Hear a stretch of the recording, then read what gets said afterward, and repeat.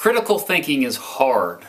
That's why a lot of people don't like to do it. It's easier for someone to just be satisfied with their beliefs. But no one should ever be satisfied with their beliefs. People who love learning and searching for the truth are constantly critically thinking about everything. Critical thinking is particularly important, however, because if you are an excellent critical thinker, you should be able to teach yourself how to do just about anything without the help of anyone else. You're not just building knowledge when you critically think. You're taking knowledge to a new direction that you've never been before, or perhaps no one else has ever been before. Critical thinking is hard, but the more you do it, every obstacle that life throws at you should become less and less of a big deal. Here's my guide to thinking critically. In order to know how to think critically, you must first understand what critical thinking means. It's ironic because you have to kind of critically think to come up with a definition of critical thinking. There are literally hundreds of different definitions of critical thinking out there, and many of them are quite complex. I have studied several of those definitions, and believe it or not, Wikipedia's definition was the most satisfying to me. A way of deciding whether a claim is always true, sometimes true, partly true, or false. However, because synthesizing is such an important part of critical thinking, I would add to that definition: creating new claims based on reason and evidence. So the complete definition of critical thinking is a way of deciding whether a claim is always true, sometimes true, partly true, or false. Creating new claims based on reason and evidence. So let's critically think about critical thinking. Did I just blow your mind? First of all, we need a claim. Can I get an example of a claim from the audience, please? Anyone? Oh yes, good. Very good. Here is a claim for you. Football is the most popular sport in the United States. First of all, I already know what you're doing right now, but stop it. Just stop it, okay? Your bias has already crept in.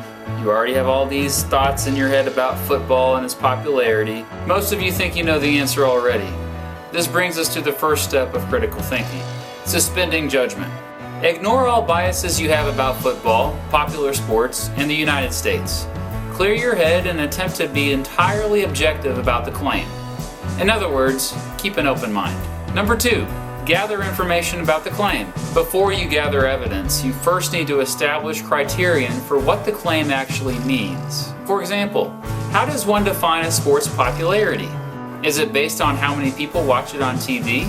Is it based on how many people attend the games? How about the number of kids that play the sport in Little League? What about the celebrity statuses of players playing professionally or in college? What brings in the most money? Everybody agrees what the United States is, but there still is some debate about what a sport is. Now you need to research facts that both support the claim and don't support the claim. How much evidence out there supports it? There are a lot of polls that support it. With a simple search on the web, far more results come up from credible sources that this is true. The Super Bowl is the most highly rated sporting event each year. However, the evidence is not overwhelmingly conclusive. For example, more people attend Major League Baseball games than the NFL, NHL, and NBA combined. Number 3, consider the credibility and biases of your evidence. How reliable are all of these places where you're getting the information? Most information you find in web searches can be traced back to one source. For example, when I Googled "football is the most popular sport in the United States," nearly everything that appeared referenced a Harris Interactive poll conducted on the claim. Well, who is Harris Interactive?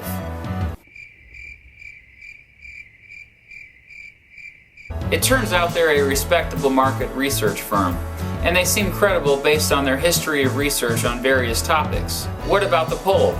How accurate was the poll? It only asked a sample of Americans, 2,176 adults to be exact. How were these people chosen? How were they asked a question? Were the people who conducted the poll at Harris fans of football? Did they ignore their own biases? What about the data from ESPN that more people attend baseball games by far than NFL in a given year?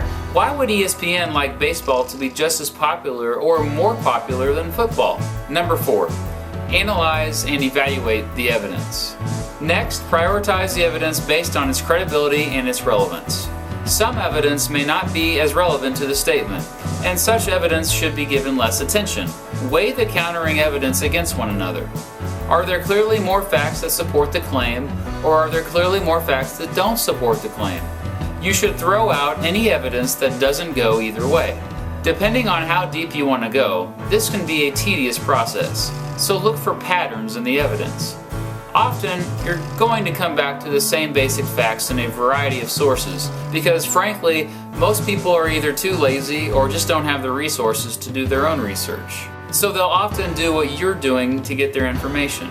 Most people agree that the best forms of evidence are primary sources, which are first-hand accounts from people's experiences. Professional journals are also great sources, especially if they are peer-reviewed, meaning other experts in a related field are scrutinizing the articles in them. But no source is perfect, because every source comes from a human being, and human beings are not perfect, in case you haven't figured that out yet.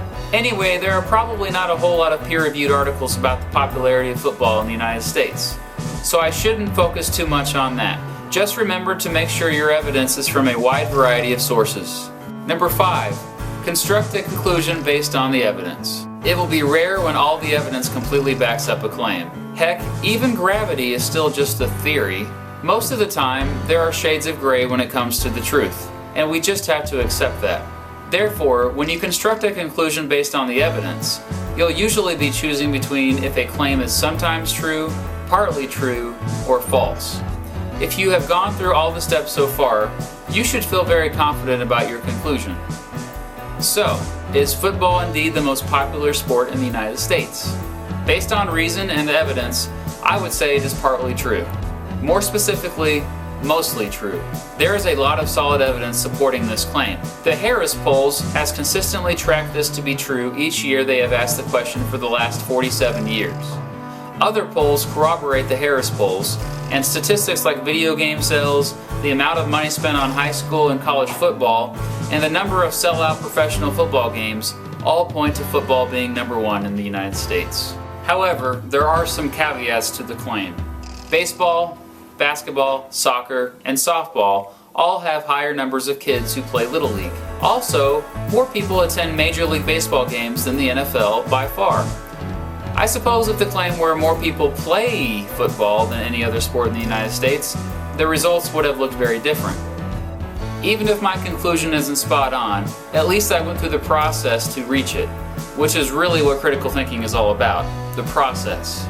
Critical thinking begins with our ability to ignore prejudice and suspend judgment, and it's never meant to be something that's instantaneous. We must take our time when critically thinking. Critical thinking has a higher purpose, usually to solve a problem.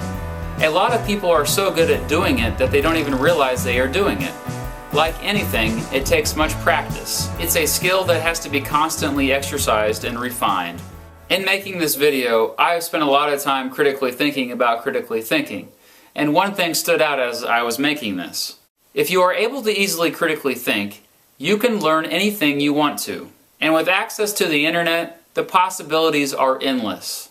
You would technically never need another human being if you could effectively critically think. If you can think, then you can learn from a teacher. But if you can critically think, then you can teach yourself. Learn on.